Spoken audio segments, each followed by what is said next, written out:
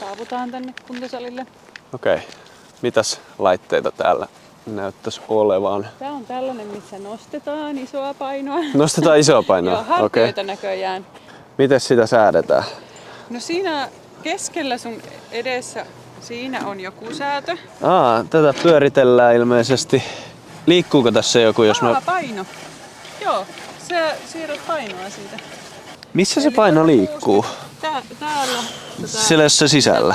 Onko täällä mitään indikaattoria, mistä mä sen itse näen tai tunnen, että ei vissiinkään? Ei, kun se liikkuu tuolla sisällä. Niin, että se pitää vaan nähdä sitten. No paljon siellä on nyt?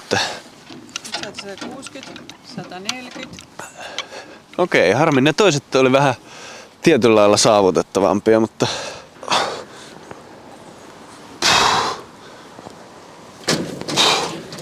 Okei, sen uskaltaa tolleen kuitenkin pudottaa.